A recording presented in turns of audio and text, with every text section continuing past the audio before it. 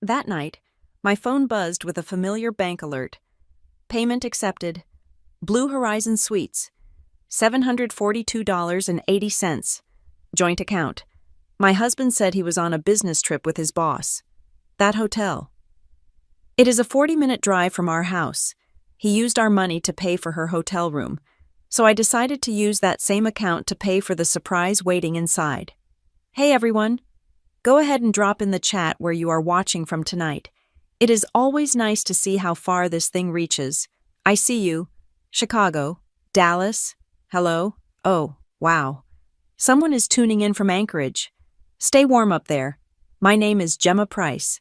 I am 35 years old, and I'm speaking to you from my little rented condo just outside Redfield, right here in the Midwest heartland, where the seasons change exactly when they are supposed to, and everyone knows which high school you went to. For the past decade, I have been a data analyst, a team lead now, at Halcyon Ridge Analytics. It is a good job. It is stable.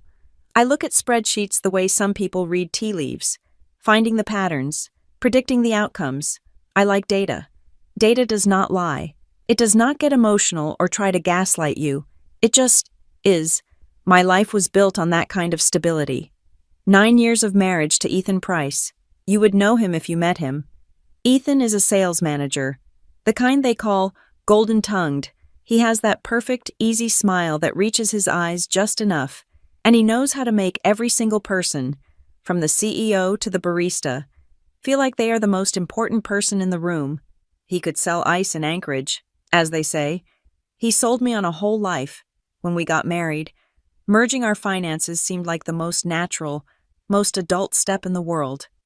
We sat at our cheap IKEA dining table, him with a beer, me with a glass of discount wine, and he laid out the vision. It was teamwork, he said. Building our future together. Gem. So we opened the joint account. Everything went in. Everything came out. Our paychecks, the mortgage on our little starter home, the car payments, the groceries. It was the financial embodiment of our partnership. We were planning for kids, supposedly. We had the Pinterest boards. We discussed names.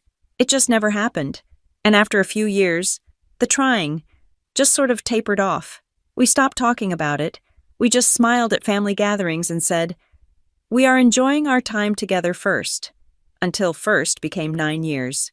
We were okay with it, or at least, we pretended to be. The data stream of our life was predictable, until a new variable was introduced. Her name is Tessa Lane.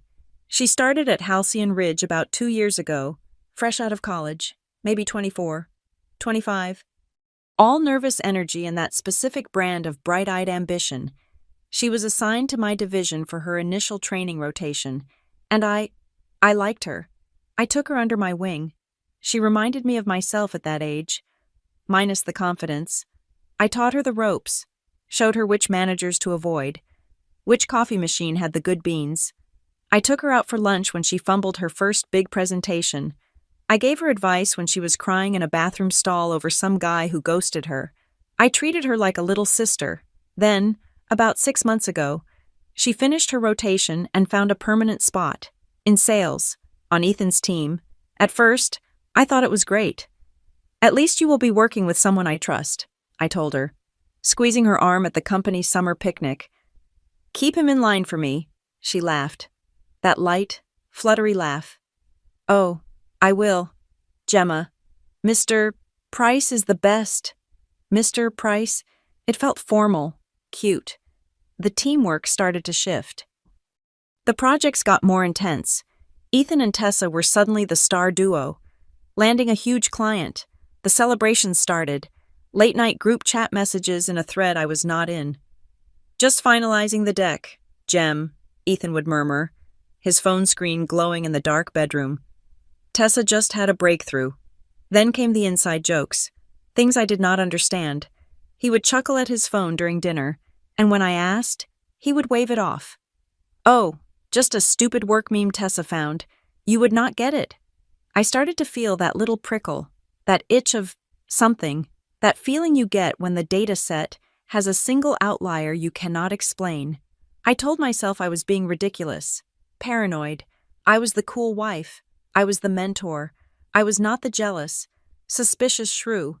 I was a data analyst, and I needed more than a feeling. I needed evidence. So, I buried the feeling. I smiled wider. I asked about Tessa's day when Ethan came home. I made him promise to tell her hi from me. I was performing the role of the supportive, secure wife. Then came last night. Ethan had been planning this trip for weeks, a big client conference in Houston. He was flying out Tuesday morning, coming back Friday night. He was going with his boss. He said, a big deal. He packed his own bag, which was rare. He kissed me goodbye at the front door. A long, lingering kiss that felt practiced. I will miss you, he said, his hand on my cheek. I will FaceTime you every night. Okay. I believed him. Why would I not? That night? Tuesday. I worked late. I ate leftover pasta standing at the kitchen counter, scrolling through emails. I watched 2 episodes of some true crime show, feeling that specific, quiet loneliness of the house when he is gone. Around 10 p.m., I was finally closing my laptop, ready to crawl into bed. And that is when my phone lit up on the nightstand. That familiar, short buzz. Not a text message, a bank alert. I glanced at it, expecting it to be our monthly Netflix charge or something. Payment accepted. Blue Horizon Suites, $742.80, joint account. My blood went cold. Not just cold, it evaporated. Blue Horizon Suites. I knew that hotel. Everyone in Redfield knows it.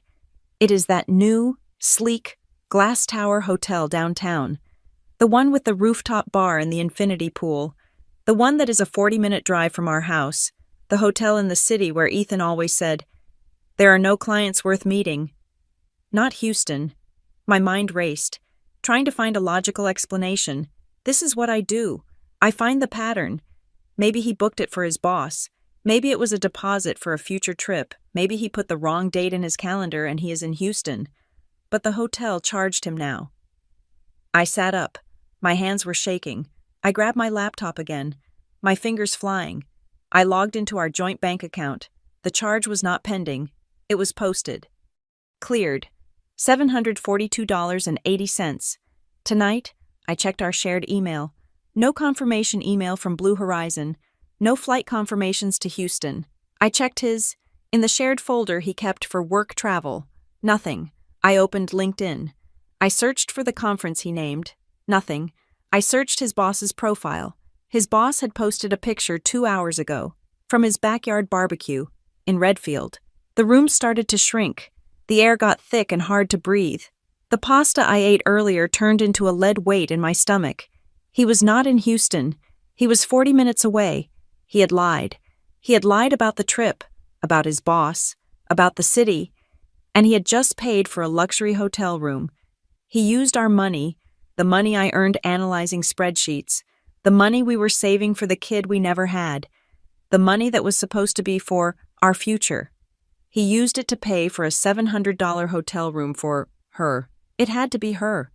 The inside jokes, the late-night texts, the way he said her name, the data points suddenly clicked into place, forming a picture I had refused to see.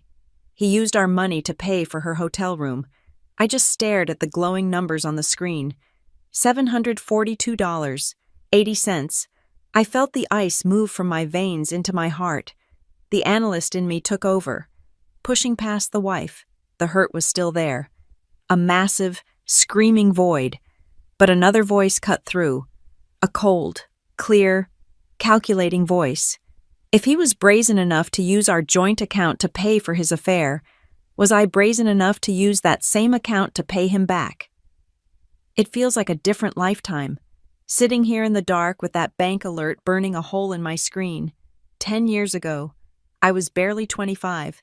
I was at a generic sports bar near my old apartment, one of those places with too many televisions.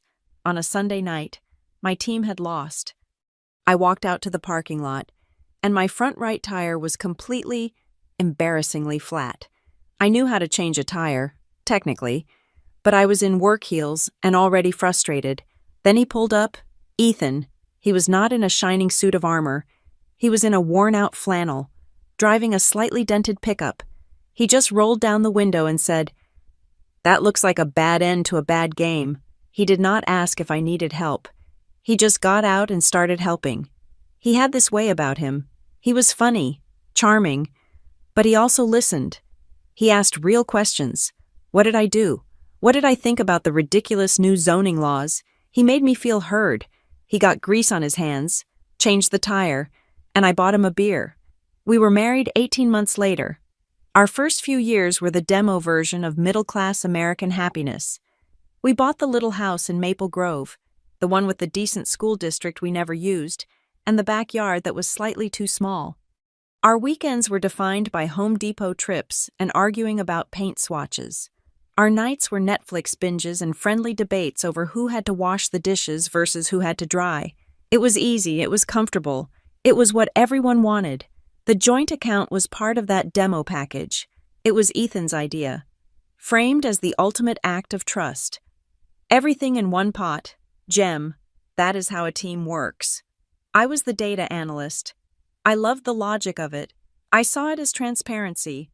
All our paychecks, all our bills, one unified spreadsheet. I managed it, of course. I was the one who tracked the mortgage payments and balanced the budget. Ethan just laughed and kissed my forehead, calling me the CFO of his life. It felt like a compliment. It felt like partnership. I realize now, he loved the benefits of the merger, but he never actually read the quarterly reports. My career stayed steady. Halcyon Ridge was good to me. I got promoted to team lead. The work was demanding. Data sets got bigger, but it was predictable. Ethan's career shifted. He moved from regional sales to national accounts. This meant more travel, more networking, more client dinners that ran late. His salary bumped up, and he was a star. The bosses loved him.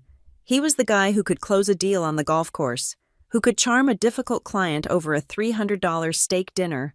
I was proud of him. I was also alone more. And then, Tessa arrived. I remember her first day. She was drowning in a blazer that was 2 sizes too big, and her hand was visibly shaking as she held her welcome packet coffee mug. She was smart, but terrified. I took her on. I showed her how to navigate the dashboards, how to format a presentation so the VPs would actually read it. I edited her reports. We did lunches. She cried in my office about her awful roommate. I was, for all intents and purposes, her big sister at the company. When she moved to the sales team 6 months ago, I was genuinely happy for her. And, if I am honest, I was relieved for me. "Oh, thank God," I told Ethan. "At least you will be working closely with Tessa. I know her. I trust her." I thought it would be a buffer, a friendly face in his increasingly separate work life. It started small. Mr. Price was the first thing. She would email me. "Gemma, Mr. Price is just a lifesaver." He totally saved me during that awful pitch with the telecom client. It was hero worship. Ethan soaked it up. He started bringing her name home, woven into his anecdotes. It was never hidden. That was the genius of it. He would play a voicemail from her on speaker while we were making dinner. "Hey, Ethan, just landed at O'Hare. The client is ecstatic. You were right about the pricing model. You are a genius. Talk soon." He would look at me, beaming. "She is a quick learner. That one, a real asset." He made it all seem so transparent, so professional. He was the mentor now, but the data points started to skew. The little things. He started putting his phone face down on the kitchen counter. He never used to do that. He would text under the table at dinner, and when I looked up, he would say, "Just Tessa. She is panicking about the quarterly numbers." A few weeks ago, I was scrolling through Instagram, and I saw a meme she had posted, one of those stupid work spouse jokes. She had tagged him. The caption was, "When your work husband knows you need caffeine more than your real husband." It was a joke. I knew it was a joke, but it stung. I felt a sharp, cold jab in my chest. I mentioned it lightly, trying to sound casual. "Saw Tessa tagged you in that funny post?" He just shrugged. "Yeah, she tags me in everything. It is just a dumb office thing. Gem, do not be weird." Do not be weird. That became the narrative. I was the one being weird. I was the one being sensitive. The worst was about a month ago. He was on one of his trips. This time it was supposedly Cleveland. I walked into our home office to grab a book, and he was on his laptop, on FaceTime. He did not hear me come in. I saw Tessa's face on the screen. They were both laughing. That breathless, giggly kind of laughter. "Seriously," Ethan was saying, "I cannot believe they stuck you in that tiny room. The view from my suite is way better than the one the company booked for the rest of the team." Tessa preened, flipping her hair. "Well, maybe I will just have to come see that view for myself then." They both giggled. I must have made a noise, because Ethan's head snapped up. He saw me. His smile tightened. "Hey, Jem, just doing a quick debrief with Tessa." He did not hang up. He just minimized her window. At the time, I filed it away. A suite, a better view. It felt off, but I let it go. I was the cool wife. Remember, it is not that I did not see. It is just that I was too busy wanting to believe in the comfortable version of the truth. The numbness from that first night at the Blue Horizon, it did not fade. It just settled, like a layer of cold silt in the bottom of my stomach. I lived with it. For 3 weeks, I was the perfect, supportive wife. I made his coffee in the morning. I asked about his meetings. I smiled. I did not log back into the account. I just waited. I am a data analyst. I know that patterns are predictive. If it happened once, it would happen again. It happened on a Friday. He kissed me goodbye at the front door, his suitcase waiting by his feet. He smelled like his usual, expensive aftershave, the one I bought him for Christmas. "Big trip, Jem?" he said, rubbing the back of his neck in that way he did when he was supposedly stressed about a big pitch. "Flying out to Denver. We are trying to land the Kincaid account. This is the big one. Wish me luck." He was good. He was so good. The performance was flawless. Around noon, my phone pinged, a text from him. It was a selfie. He was in an airport terminal, mask pulled down, giving me that tired but driven smile I used to find so attractive. The caption, "Boarding soon, Denver or bust. Love you." I zoomed in. I was not looking at his face. I was looking past his shoulder, at the digital departure board hanging from the ceiling. The light was reflecting, but I could make it out. Flight 4409, destination Chicago, gate B12, not Denver. Chicago is the opposite direction. My heart did not sink. It did not break. It just stopped. I did not text back. "Wrong flight, Ethan." I did not ask why he was in Terminal B. I just waited. 10 o'clock p.m. The kids next door were finally quiet. I was sitting at the kitchen table, the glow of my laptop the only light in the room. My phone buzzed on the table. The bank alert. Payment accepted. Blue Horizon Suites, $1,258.31, joint account. The amount made me gasp. It was so much more than the first time. I clicked the notification, my fingers moving with a cold, robotic precision. I looked at the transaction detail. It was not just a room, it was the romantic getaway package. It included in-room couples massage. It included champagne and rose petal turn-down service. It included a private dining experience. He was not in Denver. He was not even pretending to be on a budget. He was 40 minutes away, having a spa day with his mistress, and he was making me pay for it. The shock evaporated. The denial was cauterized, and something else took its place. A cold, quiet, methodical rage. I did not cry. I did not throw the phone. I turned back to the laptop. I logged into our joint bank account. I clicked transactions. I set the filter. Last 6 months. Category hotels, travel, restaurants. It was not one alert. It was not two. It was a deluge. I became a forensic accountant of my own humiliation. There it was, a pattern. Every time he had a late-night networking event with the team, there was a charge from Vento, that overpriced Italian place downtown that I had been asking to go to for years. Not a bill for a team of 8. The bill was always for 2. 2 appetizers, 2 entrees, a high-end bottle of Cabernet Sauvignon, And always, a tip, a 30% tip. Ethan, who lectured me about using coupons at the grocery store, was tipping 30%. Every weekend sales retreat he supposedly took to neighboring states. A charge from the Chamberlain, another boutique hotel. Also downtown, again, weekend packages, spa services, room service charges that listed 2 bathrobes. 2. I sat there, looking at the data. I exported the data. I opened a new spreadsheet. The irony not lost on me. I was analyzing the dates, the amounts, the vendors. This was not an affair. This was a fully funded shadow life, subsidized by my paycheck, my bonus, my meticulous budgeting. He was not just cheating on me. He was embezzling from our future. I needed more. The analyst in me needed the complete data set. I went to our shared family email, the one we set up for bills and travel confirmations. I searched Blue Horizon. Nothing. I searched the Chamberlain. Nothing. He was sloppy with money, but he was getting smarter about the data trail.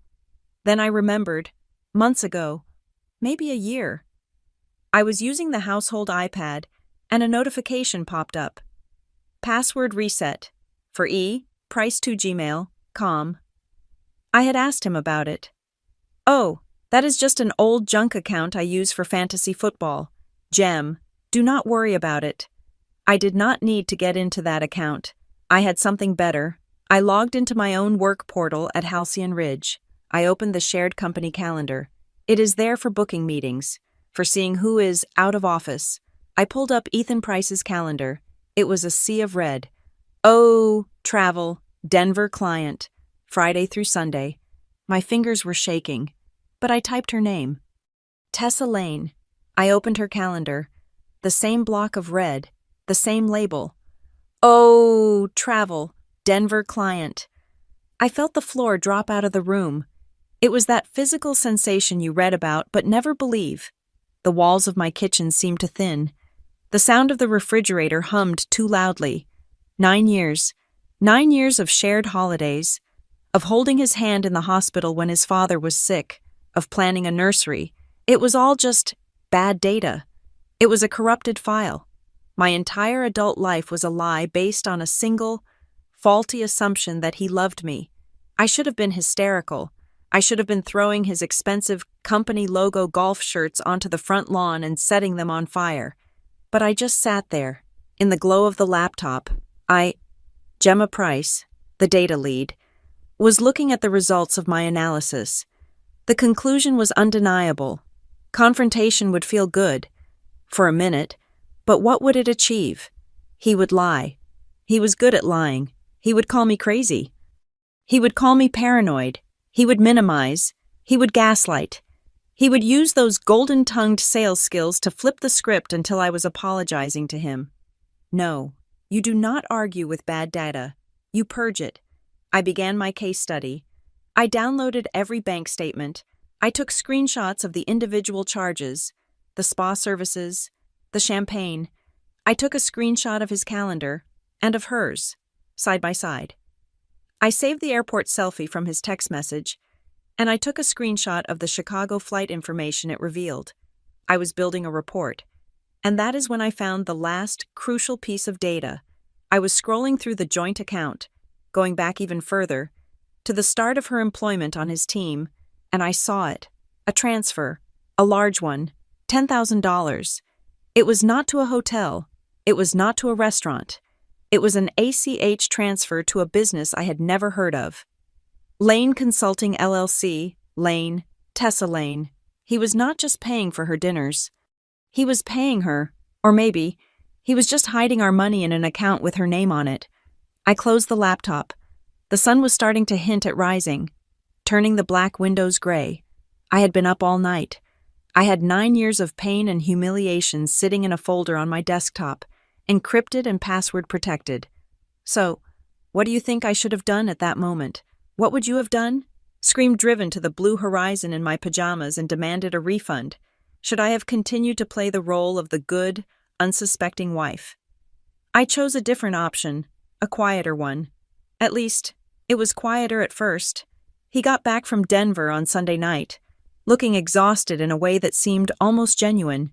He dropped his suitcase by the door and gave me a perfunctory kiss on the cheek, and I smelled it. Not his aftershave, not airport staleness. It was perfume, a sweet, heavy scent, something floral and vanilla, the kind I never wore. It hung in the air between us. He pulled away, started talking about the Kincaid meeting, how it was a tough crowd, but he thinks he made progress. I just stood there, the scent of her clinging to his collar, the spreadsheet in my head, the one with all the data, just overflowed. The words were out of my mouth before I could stop them. They were not loud. They were quiet and sharp and cold. How was the blue horizon? He froze. It was not a big movement. It was a micro-expression, a fractional tightening around his eyes, a split-second pause in his breathing. The golden-tongued salesman was rebooting, searching for the right script. He forced a laugh, rubbing his hands on his pants. The what? Oh, the hotel. Right. God, that place is overpriced. The team had to book a few rooms for the Kincaid VIPs, just to wine and dine them. I only stopped by for 5 minutes, to say hi. Why, he was good. He was so good. The lie was smooth, detailed, and ended with a question back to me, to put me on the defensive. But the woman who used to back down was gone. She had been replaced by the woman who had spent all night staring at a spreadsheet of her own humiliation. I did not raise my voice. I just held his gaze. It looked like more than 5 minutes. Ethan, the charge was for $1,258 for a romance package and spa services. His face paled, then flushed red with anger. What the hell are you talking about? Are you checking my receipts now? Gemma, are you my accountant? I am the other name on the joint account you used, I said. My voice was flat. And while I was there, I also noticed a $10,000 transfer to someone called Lane Consulting LLC. Who is that? Ethan, I thought I knew all our marketing vendors. This, he was not prepared for, the hotel. He had a script for the LLC. He did not. He flapped. He actually stammered, his silver tongue turning to lead. That is a new contractor. For logistics, a new marketing consultant. You do not know every single vendor. Gemma, that is my side of the business. Is it? I said. It was not a question. Funny, because her name is Lane, Tessa Lane. The fight that followed was not the screaming match you see in movies. It was worse. It was insidious. After the initial sputtering denials, he switched tactics. This was not his fault. This was my fault. I had become buried in work. I was obsessed with data and checking spreadsheets instead of connecting with him. I had lost my spark. I was not fun anymore. I was not the spontaneous girl he married. He was, he said, so incredibly lonely in our marriage. He gesticulated around the kitchen, at the life I had helped build, as if it were a prison I had built for him. He was seeding the narrative. He was planting the idea, for me and for anyone else who might listen, that his affair was not a choice, it was a symptom, and I was the disease. I did not have an answer. The accusations, so wild and unfair, hit me with the force of a physical blow. I felt the awful, toxic shame rise up. Had I been so focused on my promotion that I missed this? Had I let myself go, I backed away. I turned to the kitchen sink, where the dishes from my solitary dinner sat, and I turned on the water. Hot. He took my silence as an admission of guilt. He sighed, a performance of deep, weary disappointment. I am going to take a shower, he said, as if I were the one who had brought filth into the house. I stood there, hands submerged in the scalding water. I could feel the heat, but I could not feel pain. My hands were shaking so hard, I had to grip the edge of the sink to stay upright.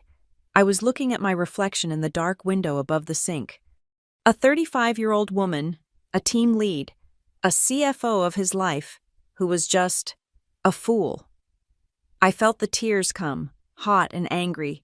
I was crying for my marriage, but I was also crying because, for a split second, I had almost believed him. I was angry at myself for the doubt. I pulled my phone out, my hands dripping on the tile floor.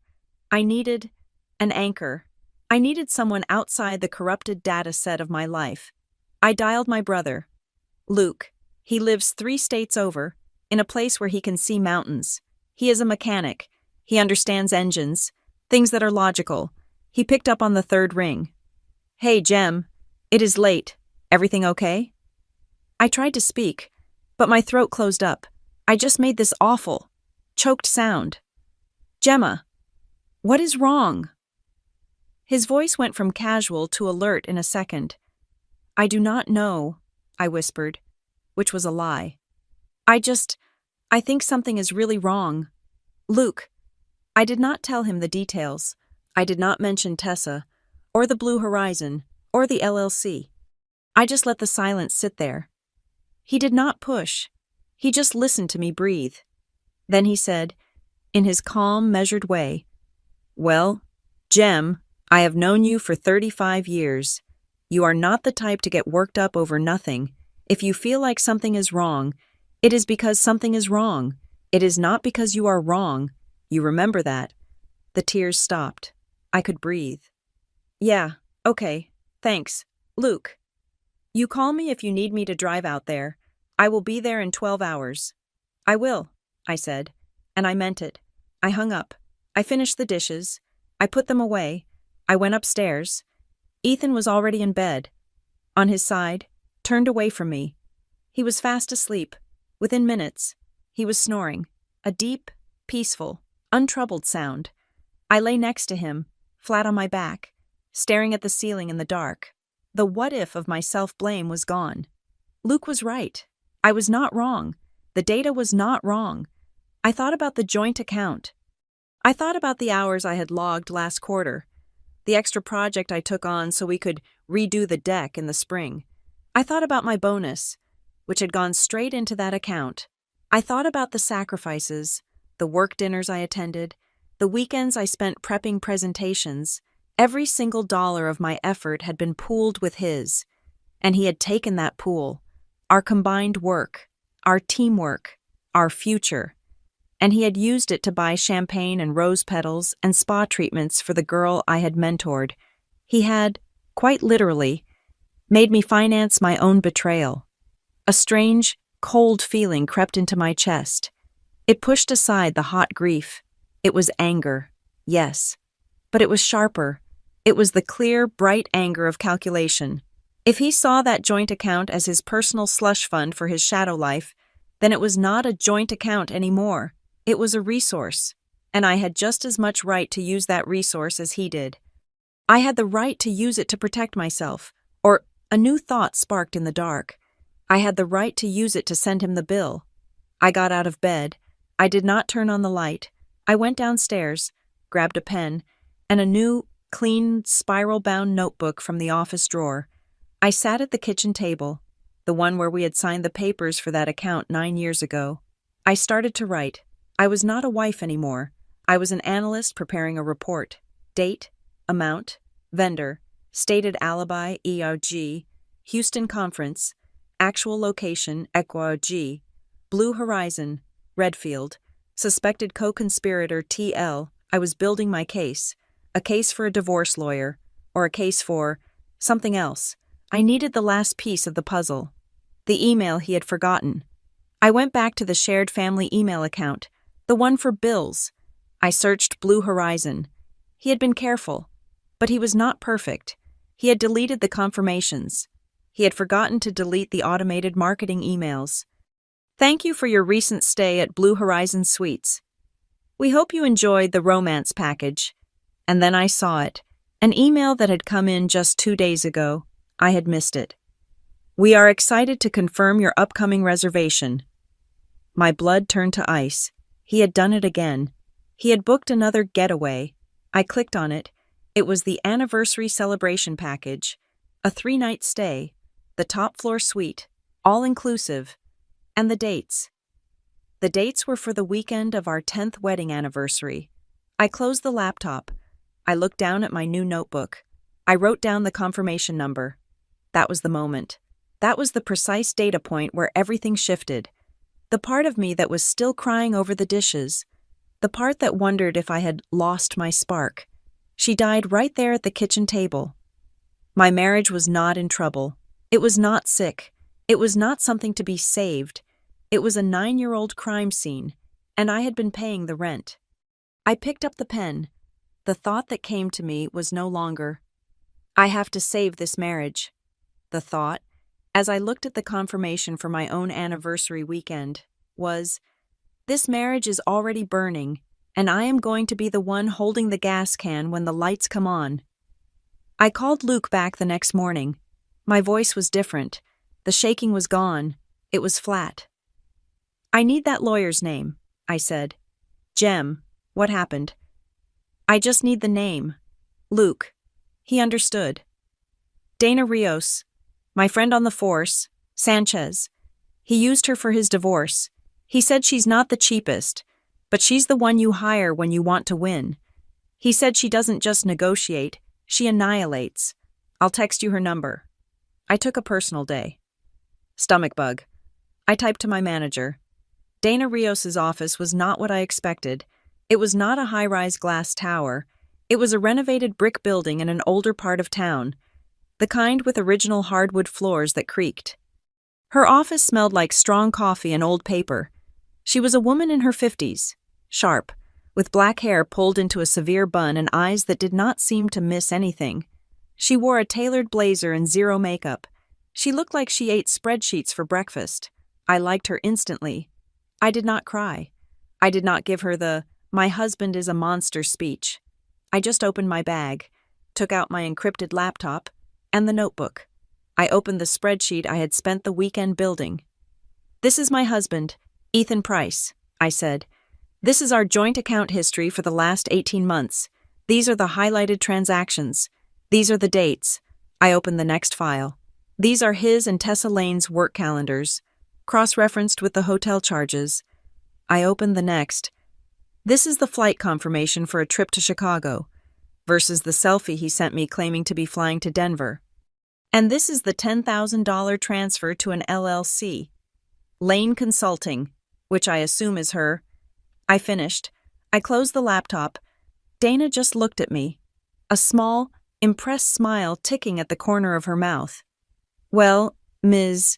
Price, she said, her voice gravelly, you just did the first 4 billable hours of my job for me. I appreciate the efficiency. She leaned forward.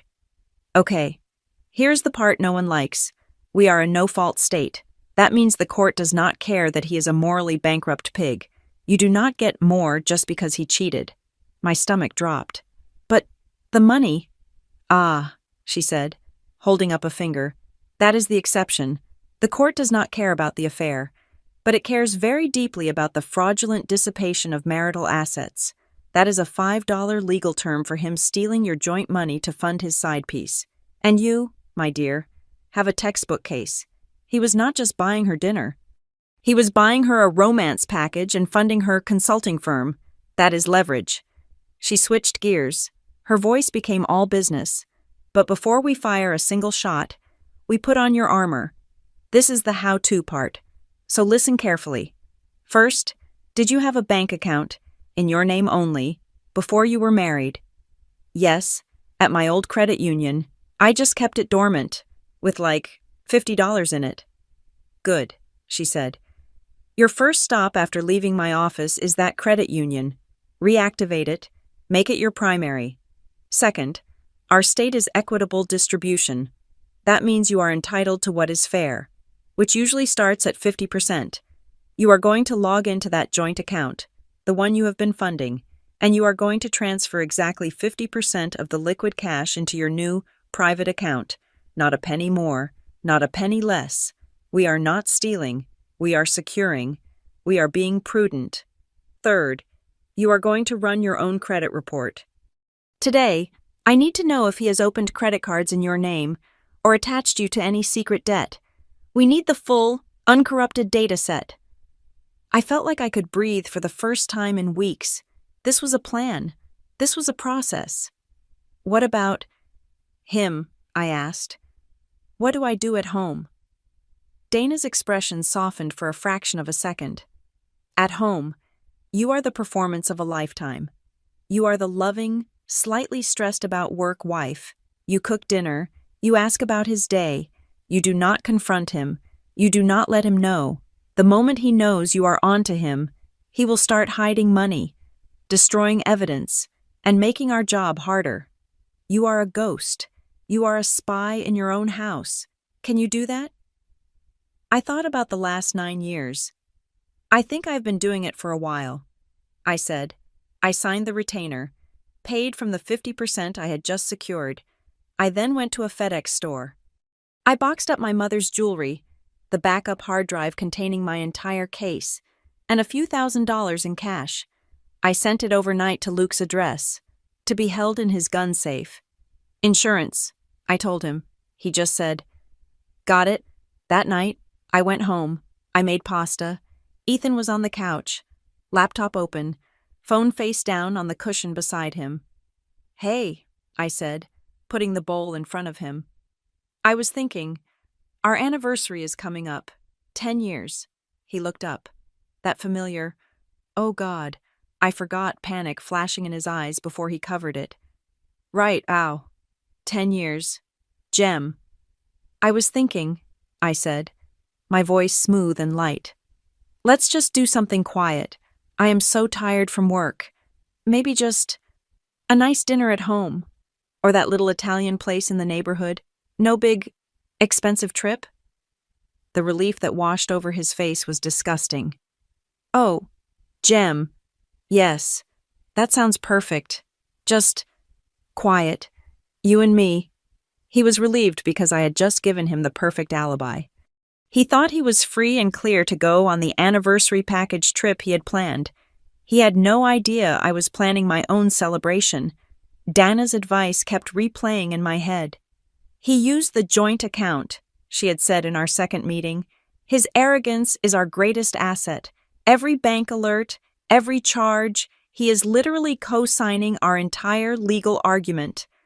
I started to see those little buzzes on my phone not as stabs of pain, but as bricks to build my case, and to throw through his window. I had the legal strategy. Now I needed the professional one. Ethan's entire identity was wrapped up in being the golden boy at Halcyon Ridge. He valued his reputation even more than he valued me. I scheduled a catch-up coffee with Marcia, a senior manager in a different department. She was in her 60s, had seen it all, and had no patience for office politics. But she had always been kind to me. We met off-site. I did not tell her about the affair. I did not cry. I framed it as an analyst. "Marcia, I am coming to you because I am concerned, and I need advice.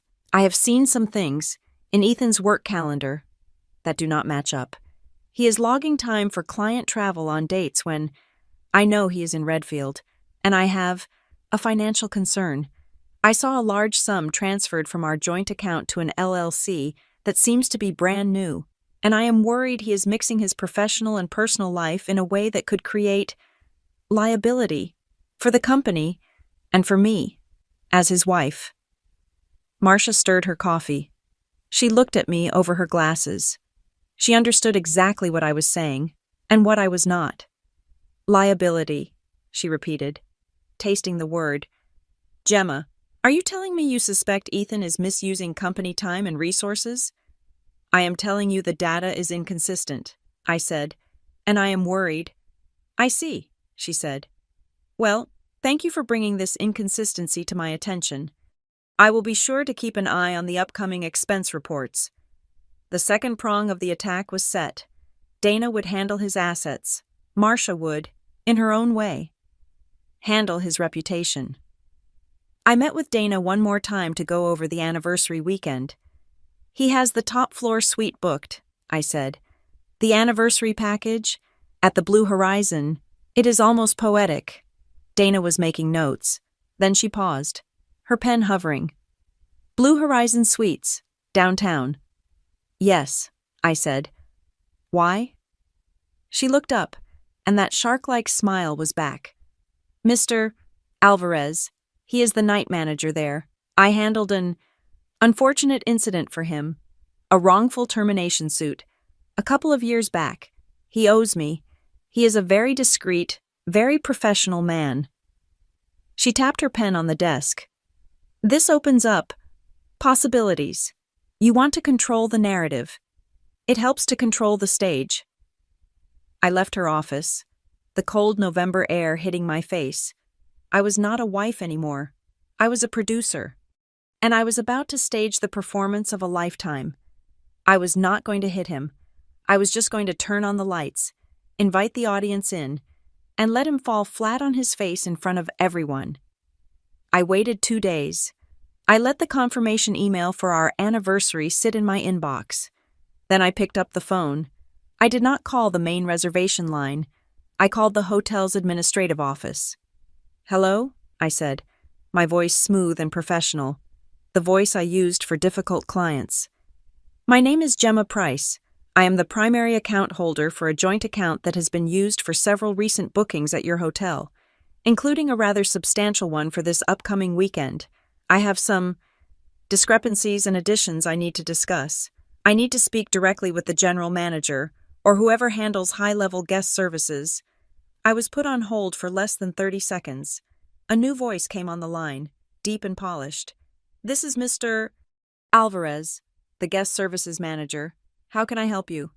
"Ms. Price." "Mr. Alvarez," I said. "Thank you for taking my call. This is a delicate matter, and I would prefer to discuss it in person. It involves a high-value reservation under my husband's name, paid for by our joint funds, and I have a significant event I need to coordinate around it. I can be there in 1 hour." He was intrigued. "Of course, Ms. Price, I will have a meeting room ready for you." I walked into the lobby of the Blue Horizon Suites. It was just as sleek and impersonal as I had imagined, all glass and chrome and low. Ambient music. Mr. Alvarez met me himself.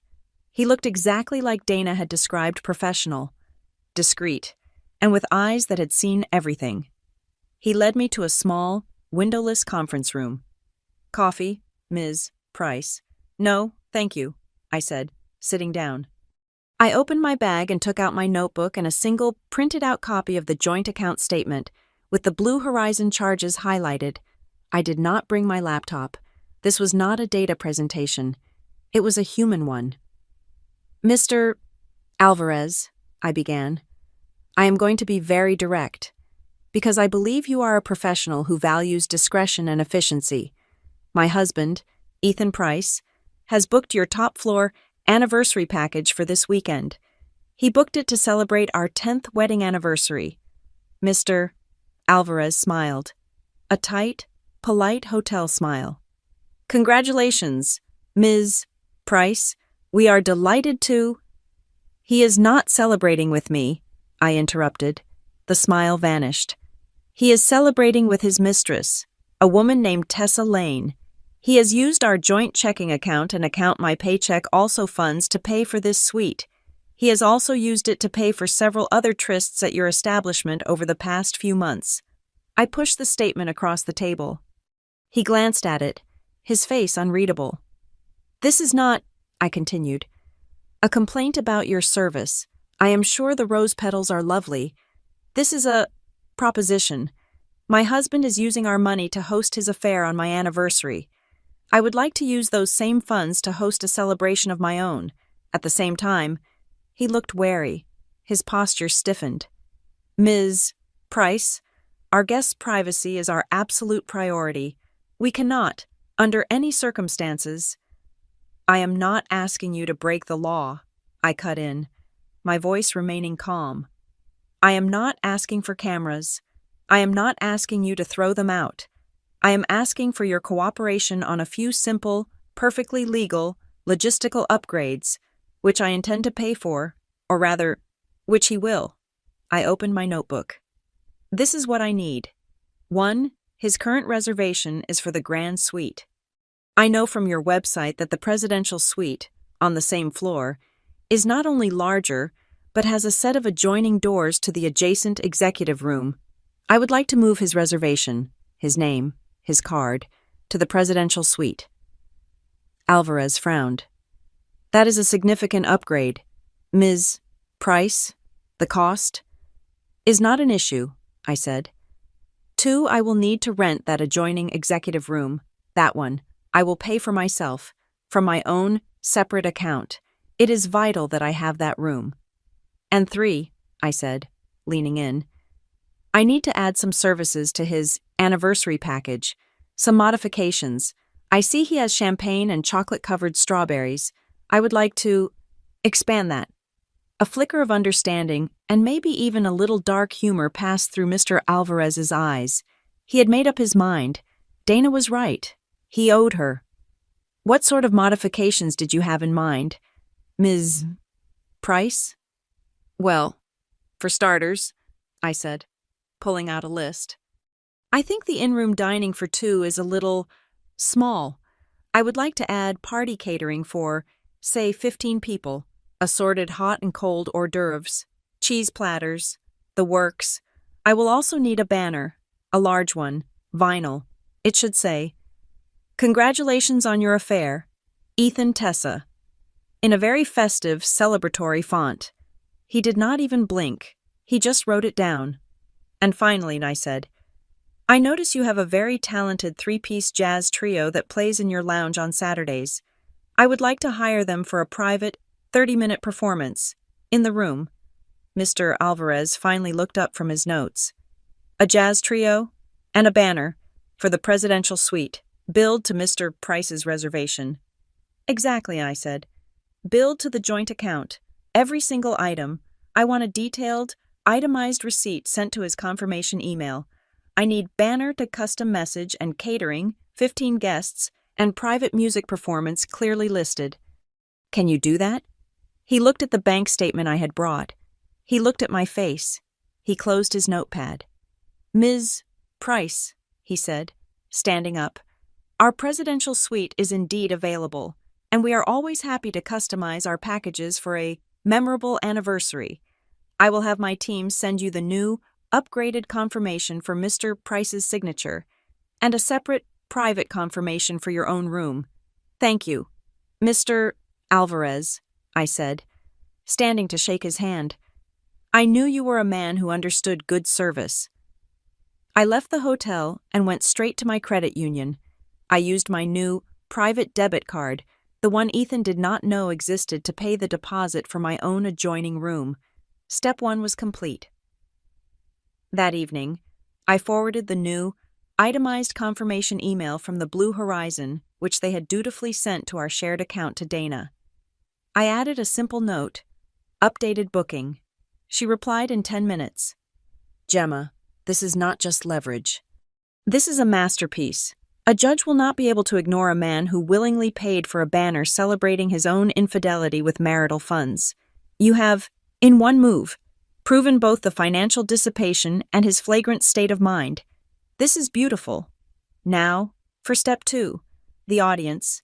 This was not a show you put on in an empty theater. I sat down and composed 3 very carefully worded emails. The first was to Marcia at work, and to another mid-level manager I knew was on the company's ethics committee. The second was to Luke. He just replied, "What airline?" The third was the hardest. It was to Ethan's parents, Robert and Eleanor Price. They were not bad people. They were just devout, church every Sunday, proud of their good moral son who had built such a stable Christian marriage. They adored me, but they worshipped him. The email was the same to all of them. It was short, it was vague, it was an appeal. Subject: a personal and urgent request. I know this is unusual, but I find myself in a situation where I desperately need your support. I would not ask if it were not the most serious thing I have ever faced. I need you to be at the Blue Horizon Suites, downtown, this Saturday at 8 p.m. I will be in the lobby to meet you. I cannot explain it over email. I just need you to be there, to witness something with me that involves Ethan. It is a matter of profound personal and professional importance. If you ever believed I was a good or honest person, if you ever believed I was a good wife to your son, please, just give me 30 minutes of your time. I signed it. Gemma, Marcia replied. I will be there. Luke replied. Booked. Landing at 5. Eleanor Price replied. Gemma, dear, this is so cryptic. We are very worried. Is Ethan hurt? We will be there. Of course. The trap was set. The stage was dressed. The invitations were sent. And then, just to complete the beautiful, tragic, comedic farce of it all, my phone buzzed on Thursday. 2 days before the party, it was a text from Tessa. Hey, Gemma. Just wanted to wish you and Ethan a happy early anniversary. I am so bummed I'm going to miss your quiet celebration. I have to go out of town this weekend. My mom's not feeling well and I have to drive to her place. TYLXO. I looked at the text. The lie was so lazy, so blatant. The sick mom alibi. The oldest one in the book. She was texting the woman whose husband she was about to sleep with, using the sick mom excuse to cover the anniversary getaway her lover had planned. I typed back a single, perfect reply. Oh no, Tessa, I am so sorry to hear about your mom. Please send her my best. Do not worry about us at all. We will just be having a very quiet, simple weekend. Talk soon. I hit send. They thought they were sneaking off, hiding from the world in a $1,000 hotel room. They had no idea they were the main event. They were not just walking into a trap. They were walking onto a stage that I had built, with lights I had aimed, and an audience that was already sitting in the front row, holding their programs. I got to the Blue Horizon at 5 p.m., a full 3 hours before the show. I had told Ethan I was going to a 2-night yoga and wellness retreat at a spa upstate. A girlfriend, I said, had given me a gift certificate. He had looked almost relieved, kissed my forehead, and said, That is great. Gem, you really deserve to unwind. Have fun. I walked through the glass and chrome lobby pulling a small black, hard-shell carry-on. I looked like any other guest ready for a quiet weekend. I was not. The suitcase was light, but the contents were heavy. I had packed no clothes, just a single, locked document folder. Inside were 2 printed and collated sets of the entire case. The bank statements with highlights, the screenshots of the work calendars, the LLC transfer records, the airport selfie next to the Chicago flight board, and underneath it all, the original, blue ink signed, notarized divorce petition Dana had filed with the court that very morning. I checked in at a private desk Mr. Alvarez had arranged. My keycard was for the executive room on the top floor. My name, my separate credit card. The room was beautiful, in a cold corporate way, but I only saw one thing: the thick, white, locked door on the far wall. The adjoining door. I went to it, tested the handle. It was bolted. I ran my fingers over the deadbolt. Solid. Mr. Alvarez had the only key that connected the two, and he would only use it when I gave the signal. I sat on the king-sized bed, the room utterly silent. This was the part the planning could not prepare me for. The waiting. My phone buzz. A text from Luke. Landed. In the lobby. Checking into 1408. I had put him on the floor below. I could not risk Ethan seeing my 6'4" mechanic brother in the elevator and getting spooked. Luke was my insurance policy, my bodyguard, and my witness, in that order. Another text, this one from Marcia. Mr. Henderson and I have arrived. We are in the lobby bar, pretending to be clients. This hotel is opulent, waiting for your signal. Mr. Henderson was the man from the ethics committee. I imagined him nursing a club soda, judging the decor. The last arrivals were the ones I dreaded. I went down to the lobby myself, as promised. At 7:30, Ethan's parents, Robert and Eleanor, were standing by the rotating doors, looking confused and worried. Eleanor rushed to me, grabbing my arms. Gemma, dear, you look like you have not slept in a week. What is this? What is wrong? Is Ethan hurt? Robert, always the skeptic, just stared at me. Gemma, this is not like you. You are scaring us. I know, I said, my voice low and steady. I was surprised at how calm I sounded. I know this is strange, and I am so sorry to scare you, I cannot explain it here. I am asking you to trust me for 30 more minutes. Please, I just need you to see something. I would not ask. I would never ask. If it was not the most important thing in the world. Eleanor looked at Robert. He sighed and nodded once. Lead the way. Gemma. I did not take them to my room. Mr. Alvarez had set aside a small, empty business center conference room on the mezzanine. I led them in. Luke was already there, as was Marcia, and a very severe-looking Mr. Henderson. The five of them stared at each other under the harsh fluorescent lights, an absurd, impossible collection of people. Please, I said to all of them, wait here. The door will be open.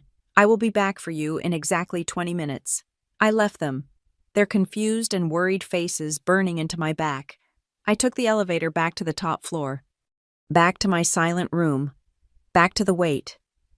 I turned off the lights and stood by the window, looking down at the city lights of Redfield. My city, my home. My heart was not racing. It was slow, a heavy, painful, leaden beat. Thud, thud, thud. The elevator chimed down the hall. My breath stopped. I did not move. I just listened. I heard voices. Her laugh. That high, nervous titter. The low, confident rumble he used on clients. The thwack, thwack, thwack of a rolling suitcase. One of its wheels probably sticky. They were coming closer. I moved from the window, a shadow in my own dark room, and stood beside the adjoining door. I did not press my ear to it, but I did not have to. The hallway was silent. Ethan, I am serious. Tessa's voice, a high-strung whisper. I felt like that guy at the elevator was looking at me. What if someone from the office sees us? I will be ruined. His voice, my husband's voice, the one that had read vows to me. It was slick with false comfort. Babe, relax. No one is going to see us. This is the top floor, the presidential suite. It is soundproof. And I told you, I booked it under the consulting name, and I used a new credit card I got for the business. It is completely clean. Even if Gemma, who is off doing downward dog somewhere, checked the statements, she would not see a thing. She trusts me completely. The arrogance, the stupidity. He thought Lane Consulting and a new card were his cover. He had no idea he had used a card still tied to our joint account. He had just confessed to financial fraud in the hallway of the hotel he was committing adultery in. I heard the beep, boop, click of their key card, the heavy, expensive thump of the suite door opening, and then the snick of it closing, locking them in. They were next door. I stood there, not breathing. The silence stretched for a beat. Then, the sounds of my life burning down began. First, the clack of her high heels dropping onto a marble floor. The heavy thud of a suitcase being thrown onto a stand. The unmistakable, celebratory, devastating pop of a champagne cork. A squeal from Tessa. Oh my God, Ethan, this room it is bigger than my whole apartment. And are those rose petals? Only the best for my girl, he said. Happy anniversary. Happy anniversary, she cooed. The sound of music, something low and jazzy, started to play. The clink of glasses, laughter. I should have been crying. I should have been sick, but I just felt cold. I was an analyst, watching the data stream in. This was the final, incontrovertible proof. Then, his voice dropped, became the low, intimate murmur he used to use with me, in the dark, when he thought we were the only two people in the world. You are the best thing that ever happened to me, Tessa, he whispered, but the wall was not thick enough. The absolute best. My life did not even start until I met you. That almost broke me. The line. The exact line. He had said it to me on our honeymoon, his face buried in my hair, the sound of the ocean outside. He had said it to me when I got my promotion. He had said it. It was our line, and he had just recycled it, like a corporate slogan. The tears I had held back for weeks burned my throat. A single, hot tear escaped and rolled down my cheek. I wiped it away, not with sadness, but with a sudden, vicious rage. I had been grieving a unique loss. I had been mourning a special, broken thing. I saw, in that instant, that it was not special at all. It was common. It was cheap.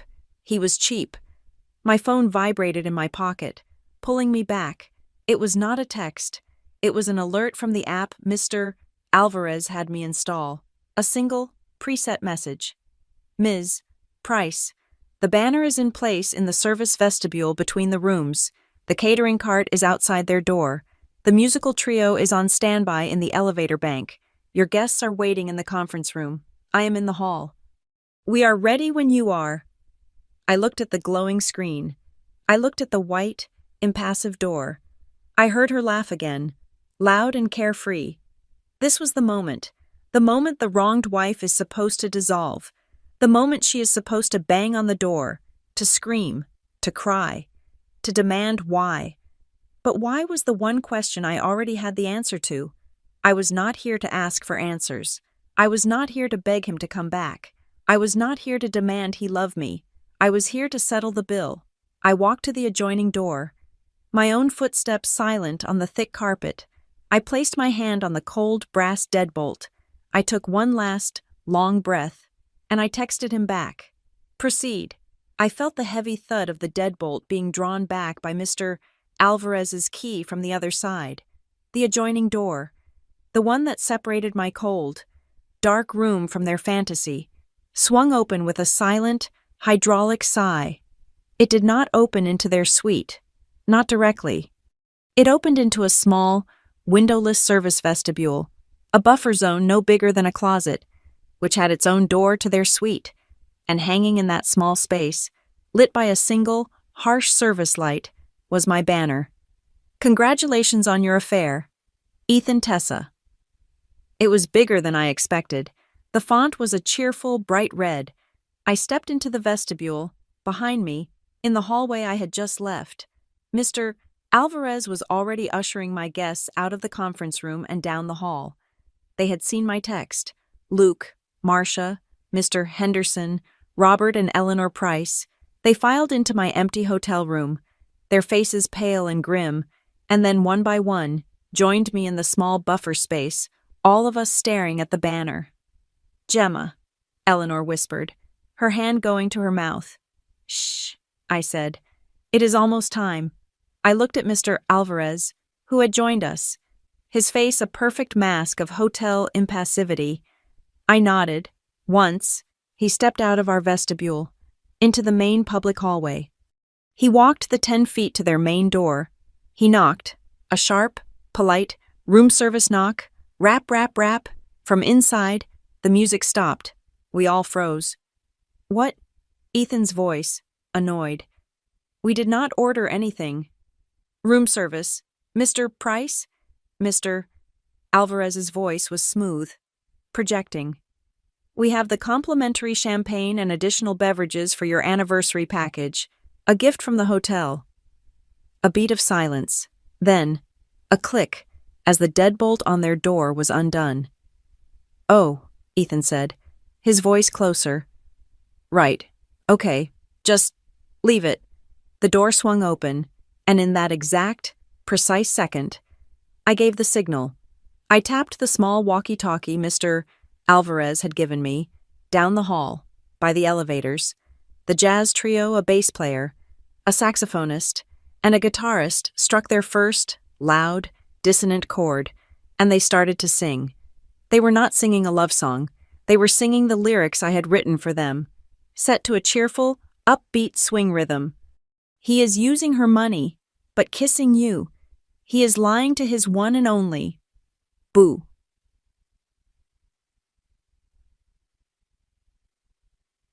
Who? It is the anniversary. Anniversary. Anniversary of a lie. They began to walk, playing and singing, moving down the hallway toward the open door. Ethan was standing in the doorway, frozen. He was wearing the expensive silk robe the hotel provided, and he was holding a half-empty glass of champagne. His hair was wet. He stared, confused, at the singing musicians. What the hell is this? Behind him, from the depths of the suite, Tessa shrieked. Ethan, who is that? Make them stop. And that is when we moved. As the band reached the doorway, we stepped out of the service vestibule, directly into the suite. The first thing that hit me was the smell. That heavy, floral, vanilla perfume, mixed with champagne and roses. The room was dark, lit only by a dozen soft, romantic, floor-level lamps. Rose petals were everywhere. Tessa was on the far side of the massive room, near the floor-to-ceiling windows. She was not in a robe. She was in a towel, a small, white, hotel towel, clutched desperately to her chest. Her face was a mask of pure, unadulterated terror. The jazz trio, bless their professional hearts, did not stop. They stepped right into the suite, still playing, standing in a small, tight circle. "Ethan!" Tessa screamed again, pointing, not at the band, at us. He turned. The champagne glass slipped from his hand and shattered on the marble floor. His eyes, wide with confusion, moved from one face to the next, to Marcia, his senior colleague, who was looking at him with a sort of clinical, disgusted curiosity, to Mr. Henderson, from the ethics committee, who was looking at the room, at the petals, at the towel, like he was calculating the cost of a lawsuit, to his mother, Eleanor, who looked like she was going to faint. Her hand was at her throat, and she was making a small, wounded sound. To his father, Robert, whose face had gone from pale to a deep, dangerous purple. To Luke, my brother, who just looked at Ethan with a calm, quiet promise of violence. And finally, to me, I did not say a word. I just walked past him, to the main light switch by the door, and flipped on the overheads. The room flooded with the harsh, unforgiving, white light of 1,000-watt halogen. The romance vanished. The rose petals looked like dead, scattered leaves. The half-eaten cheese platter looked garish. "Stop," I said to the band. They immediately stopped playing. The silence that fell was brutal. It was louder than the music. I walked to the center of the room, near the champagne-soaked rug. I was the host. This was my party. I turned to Tessa, who was trying to hide behind a ridiculously large potted plant. "Tessa," I said, my voice clear and bright. "You have not met everyone. This is Marcia, and this is Mr. Henderson. They are from Ethan's office. You know, the one they both think he left. To fly to Denver." Marcia nodded curtly. Henderson just stared. "And, oh," I said, turning. "These are Ethan's parents, Robert and Eleanor. They are the ones who are so proud of his style moral marriage, the one he is celebrating right now." Eleanor let out a sob and grabbed her husband's arm. Robert just shook his head, his mouth open. "And that," I said, pointing to my brother, "is Luke. He is just here to make sure no one gets unprofessional." "And you," I said, turning back to Ethan, who was still standing, dumbstruck, by the door. "You are the guest of honor. But this," I said, holding up my phone, "this is the co-host. This is the joint bank account that paid for this entire, beautiful $1,000 room." I walked to his parents. I held the phone out. "You see, Eleanor, this is the anniversary package. And this is the Lane Consulting LLC. He transferred $10,000 to... Your son is not just a cheater, he is a thief." "Gemma." Ethan finally found his voice. It was a roar. "You are insane. This is a psychotic break. You are invading my privacy. This is crazy. You are crazy." He was taking a step toward me, his face contorted with rage. But Luke took one step forward, and Ethan stopped cold. I did not flinch. I just looked at him. "I am not the one who is crazy. Ethan, I am the one who is funded." I turned to Henderson. "Mr. Henderson, Ethan told the company he was in Denver. Here is the itemized hotel bill, which, as you can see, is GPS stamped to Redfield, 40 minutes from our house. And here is the email he sent his boss about the Kincaid client. I wonder, does Halcyon Ridge have a policy on falsifying travel documents? on using work hours to, what would you call this?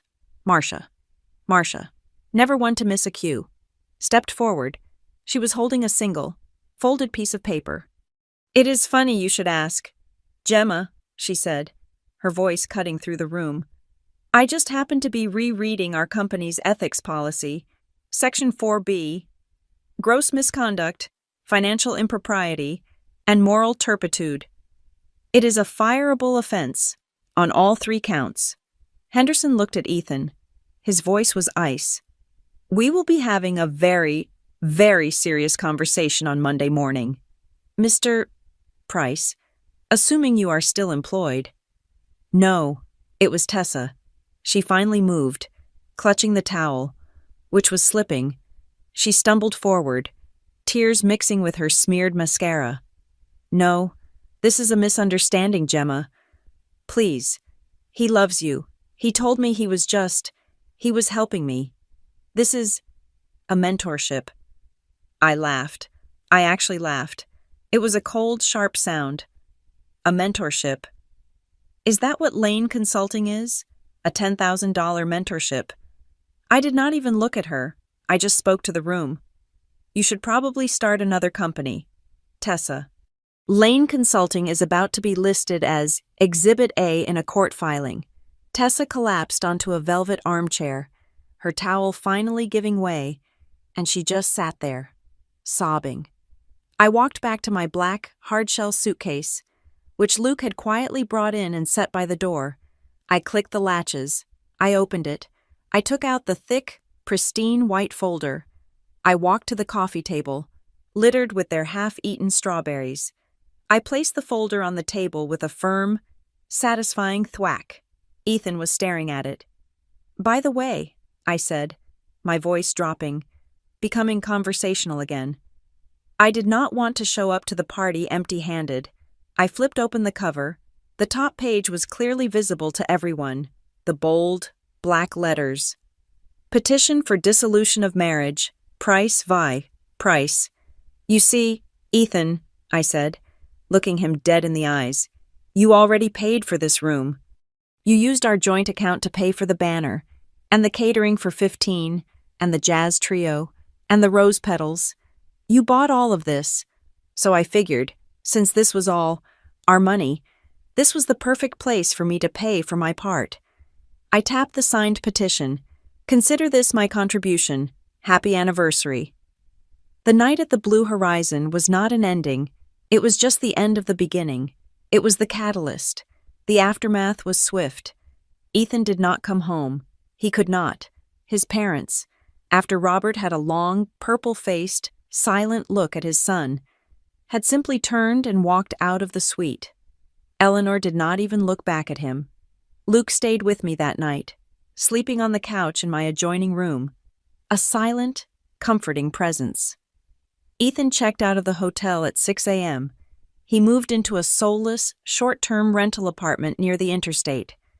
Tessa Lane, I heard through the office grapevine, took an indefinite personal leave of absence and was gone by Monday. She just vanished.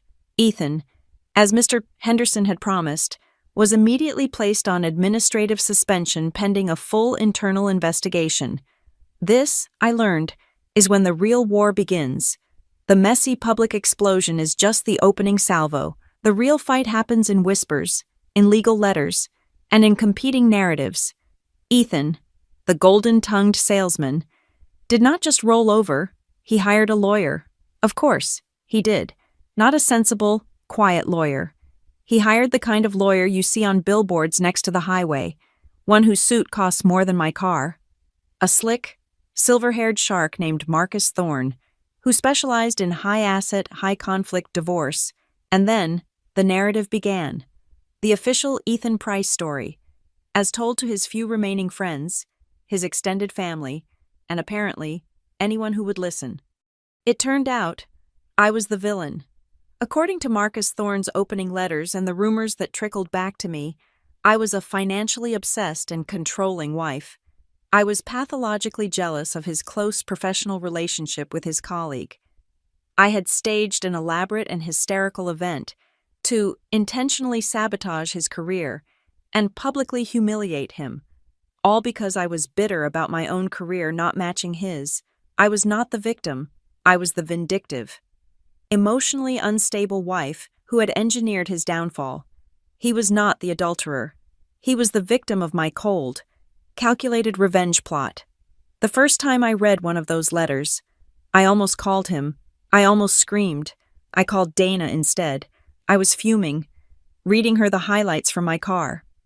He is calling me unstable. He is twisting everything. He is saying I am the one obsessed with money. Dana's voice was perfectly calm. She sounded like she was filing her nails. Of course he is. Gemma, what did you expect? This is the only play he has. He cannot argue the facts, you have those in a spreadsheet. So, he has to attack the analyst. He has to paint you as crazy. It is predictable.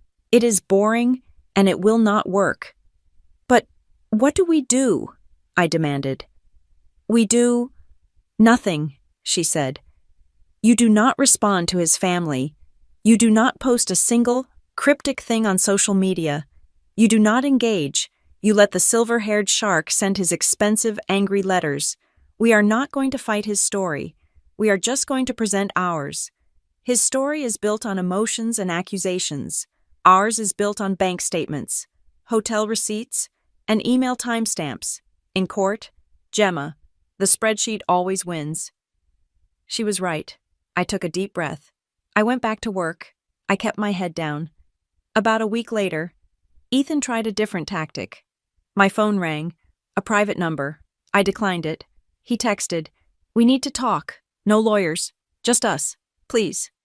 I showed the text to Dana. She said, "Go, meet him, public place, daytime, and do not agree to anything. Just listen. Let him show you his cards." We met at a Starbucks, halfway between the house and his sad, new apartment. He looked terrible. He had lost weight. His golden aura was gone. He just looked gray. He did not buy a coffee. He just sat there, wringing his hands. "Gem," he started, his voice cracking. "Look at us. This is insane. It is not us." I just looked at him. "Who is us?" "Ethan. You and me. We had 9 years. 9. Okay, so I messed up. I messed up. Horribly. I was under so much pressure at work. This Kincaid deal, it was killing me. And Tessa, she was just there. It was a mistake. A stupid, meaningless mistake. Was the $10,000 LLC a mistake? I asked, my voice flat. Was the anniversary package on our wedding day a mistake? Or was it just a bad data entry? He flinched. Okay, I know. I get it. I deserve that. But this a lawsuit. Getting the company involved. You ruined my life. Gemma, my job, my family, my everything, over a stupid fling. He leaned in, trying to find the man I used to love script. Listen, I will end it with Tessa. It is already over. She is gone. Just call off the lawyers. Let's just talk. We can work this out. We can go to counseling.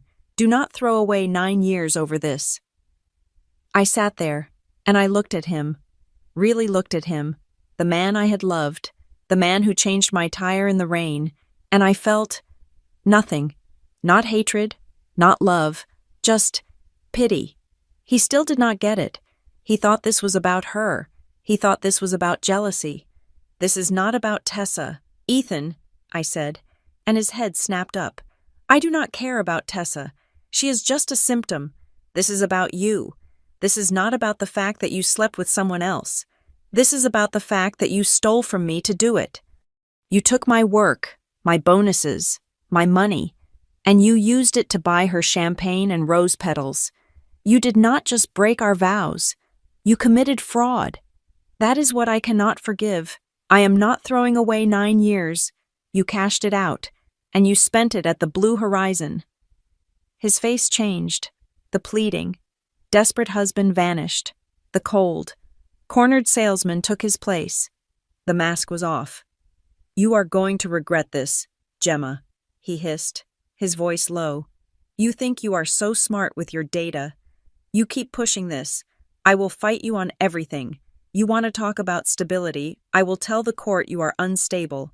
I will have you psychologically evaluated. We will see how your case holds up when everyone knows you are a crazy, vindictive bitch. I almost smiled. He had just handed me the match. That is a great idea. Ethan, I said, gathering my purse, you should absolutely request that. And while you are at it, make sure you subpoena the security footage from the Blue Horizon. There is a particularly great shot from the main lobby camera, the one aimed at the front desk. It shows you, at check-in, with your arm around Tessa, and right above your heads is the digital welcome screen, the one that, on that night, had a beautiful high-definition banner, a banner that, funny enough, you paid for. I stood up. My lawyer will be in touch with yours. He just sat there, his mouth open. The final 2 blows came quickly. The first was from Halcyon Ridge. The internal investigation was swift and brutal. With the evidence I had provided Marcia and Henderson, combined with the hotel statements, Ethan did not stand a chance. 2 weeks after the hotel night, I got an inter-office memo. Ethan Price's employment had been terminated, effective immediately, for gross misconduct and violation of company ethics. The termination, Dana gleefully informed me, made our divorce case infinitely simpler. His high-powered earning potential was gone. His reputation was gone. All he had left was his narrative that I was crazy. He tried to play his last card. The day after he was fired, he must have realized how bad it was. He went to the bank. He tried to drain the joint account.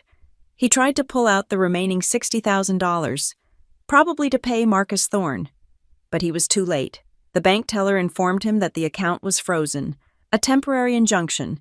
From the court, I had already, per Dana's advice, secured my legal 50%. The rest was now locked, pending a judge's review. He was unemployed, he was disgraced, and he was broke. I got the bank alert on my phone. Transaction denied withdrawal, amount $60,512. Reason account frozen by court order. I looked at the alert. For months, those notifications from that bank had been tiny. Sharp stabs of pain, humiliation, betrayal. This time I just saved it as a PDF. It was not pain. It was just the last piece of data. It was evidence that I had finally stopped letting someone else spend my life. A week later, we got the official notice. The final hearing was set. All negotiations had failed. It was going to trial. I was in Dana's office, the letter in my hand. I was terrified. A trial? He is actually going to make us go to trial. Dana leaned back in her chair, steepling her fingers. She looked completely unbothered. Let him. He has no money. He has no job. And he has no case. All he has is a story. And we have receipts. She looked at me, and that rare shark-like smile spread across her face. That night at the hotel, that was the overture. Gemma, that was just to get everyone's attention. The trial, that is the finale. And trust me, you are far better prepared for this than he knows. The courtroom was cold. It smelled like floor wax and old, damp files. I chose my outfit with the care of an analyst preparing for a final presentation, a simple, dark blue suit, a plain white shell top, my hair pulled back in a tight, professional bun. I looked competent. I looked boring. I hoped, anything but emotionally unstable. Ethan walked in a few minutes after me, guided by his silver-haired lawyer. Thorne. He was the one who looked unstable. He had dark circles under his eyes. His suit hung on him, and his golden tan was replaced by a sallow, gray pallor. He was not wearing his wedding ring. He looked, just as he had intended, pitiful, exhausted. He was playing the part of the victim to the very end.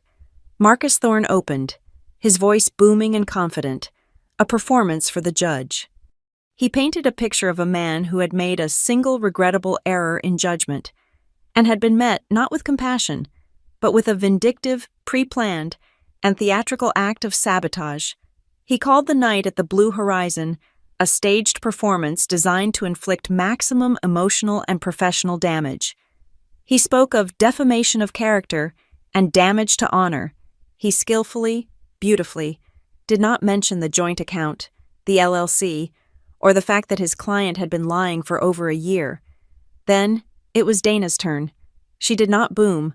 She was not theatrical. She was a surgeon. She simply stood, adjusted her glasses, and said, "Your Honor, Mr. Thorne is correct about one thing. This case is about a performance, a long-running one. But my client was not the director. She was the audience, and the price of her ticket was far too high." She did not start with the affair. She started with the money. She put up the first exhibit. Our joint bank account statements, blown up on a projector screen for the whole court to see. The highlights were in bright, unmissable yellow. "This," she said, her voice cool and factual, "is not a single regrettable error. This is a pattern." She walked the judge through it. The charge from Vento Restaurant, for 2 people, on the night Ethan was networking with the team. The charge from the Chamberlain, for a weekend, when he was visiting his sick uncle. The charge from Blue Horizon. The second, larger charge from Blue Horizon. And finally, the $10,000 transfer to Lane Consulting LLC, which she neatly overlaid with a printout of Tessa Lane's employee file. "This is not a case about a broken heart, Your Honor," Dana said. "This is a case about financial fraud. This is about the systematic, deliberate dissipation of marital assets, as defined by state law." Thorne objected. "Hearsay conjecture. My client is a sales manager. These are business expenses." "Which brings us to Exhibit B," Dana continued, as if he had not spoken. "The hotel. We have a sworn, notarized statement from the guest services manager of the Blue Horizon Suites, Mr. Alvarez." She read from it. It confirmed Ethan Price was the guest on record. It confirmed he checked in with a female companion, not his wife. It confirmed he had been moved to the presidential suite. And then, the best part, it confirmed that at 6:15 in the morning, after the unfortunate events, Mr. Price had come to the front desk to check out and had signed, of his own free will, the final itemized bill, the bill that clearly listed 1 catering, 15 guests, 1 custom vinyl banner, 1 private musical performance. "Mr. Thorne claims my client staged this," Dana said. "But the evidence shows Mr. Price paid for the stage, the props, and the musicians, willingly, with marital funds."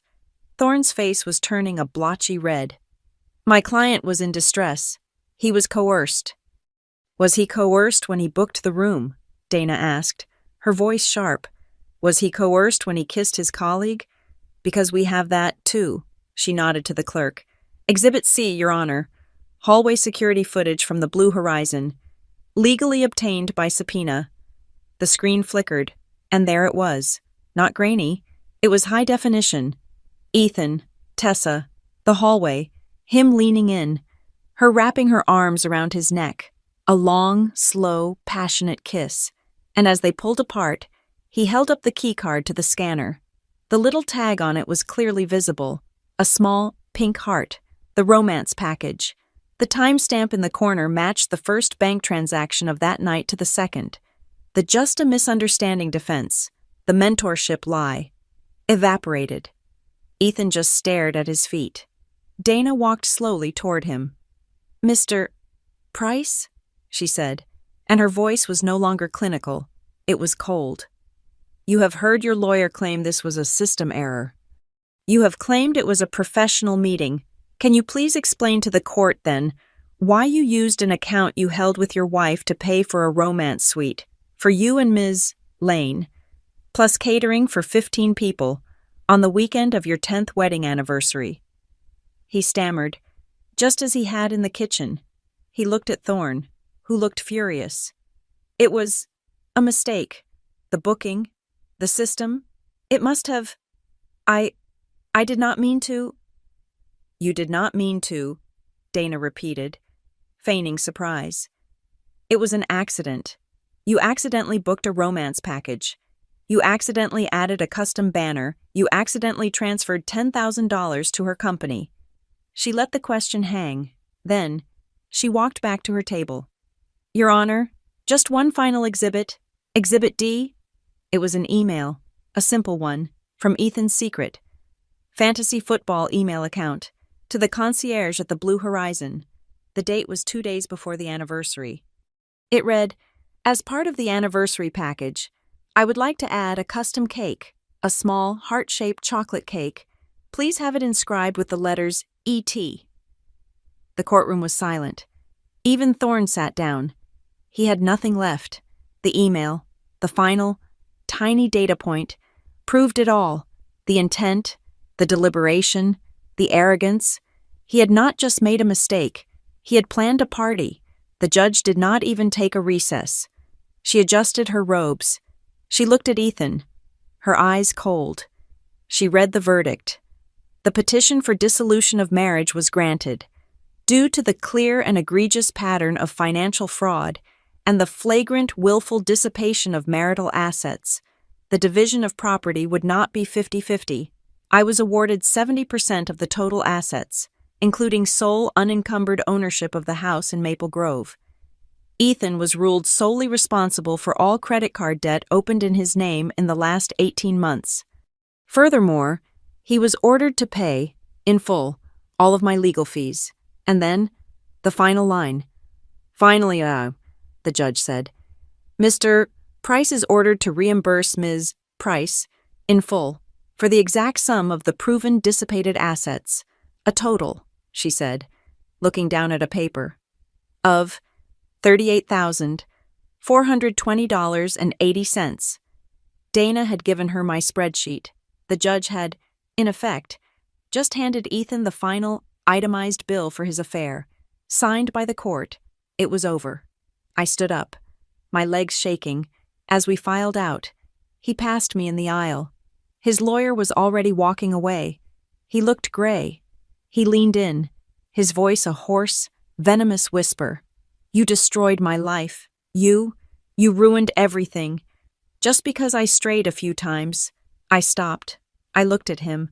Not the man I married, not the salesman, just a sad, empty shell. No, Ethan, I said, and my voice was finally, truly, my own. You destroyed your life. You did this. I just made sure the bill got paid in the right name. I walked out of the courtroom, out of the stale, dark building, and into the sunlight. It was so bright it made my eyes water. I stopped on the top step, and I had to take a deep breath. I looked back at the stone facade of the courthouse, the place where the final number was read. He used our joint account to pay for her room. He used our money to buy her a fantasy. I just used it to pay for the final performance. And like every other bill in this world, when it is time to pay up, nobody gets to escape. Thank you so much for listening to my story. I see so many of you in the chat. Let me know where you are all listening from tonight. I would love to hear your thoughts on this in the comments. Please, if you have not already, subscribe to the Zoe Revenge Stories channel, like this video, and if this story resonated with you, hit that hype button. It really helps get these stories out to more people who need to hear them.